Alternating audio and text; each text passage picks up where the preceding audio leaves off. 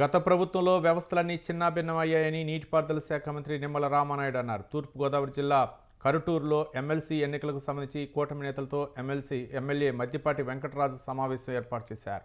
ఈ సమావేశానికి మంత్రి నిమ్మల రామానాయుడు హాజరయ్యారు. కూటమి నాయకులంతా ఎమ్మెల్సీ అభ్యర్థి పారాబొత్తుల రాజశేఖర్ గెలుపునకు కృషి చేయాలని కోరారు.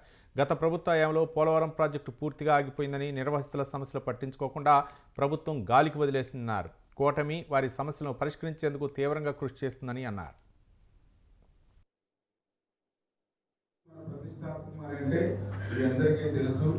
ఈ గ్రాడ్యుయేట్ ఎమ్మెల్సీ ఎన్నికకు ముందు జరిగినటువంటి 3 గ్రాడ్యుయేట్ ఎమ్మెల్సీ అంటే రాయలసీమలో 2, ఉత్తరాంధ్రలో 1, 3 చోట్ల కూడా ఆ రోజు మనమే విజయం సాధించాం.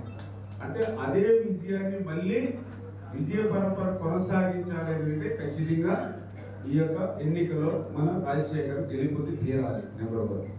అదేవిధంగా ఏదైతే యొక్క మన కూటమి ప్రభుత్వం అధికారంలోకి వచ్చిన తర్వాత 8, 10, 12 నెలల సమయంలో జరుగుతున్నటువంటి ఎన్నిక అంటే ఈ ప్రభుత్వం యొక్క పనితీరు, ఈ ప్రభుత్వం యొక్క పాలన, ఈ ప్రభుత్వం ఇచ్చే అభివృద్ధి సంక్షేమానికి కూడా ఒక ప్రజాభిప్రాయ సేకరణ అవ్వండి లేదా ఒక రెఫరెండంగా కానివ్వండి ప్రజలు దీన్ని చూసేటువంటి పరిస్థితి ఉంటుంది. కాబట్టి ఆ రకంగా కూడా మనం ప్రతిష్టాత్మకంగా ఇది మంచి ప్రభుత్వం, పనిచేసేటువంటి ప్రభుత్వం, ప్రజా ప్రభుత్వం అనేటువంటి విధంగా ఈ యొక్క తీర్పు ఉండేటువంటి విధంగా మనం శ్రద్ధ పెట్టాలి. ఇది 2వది.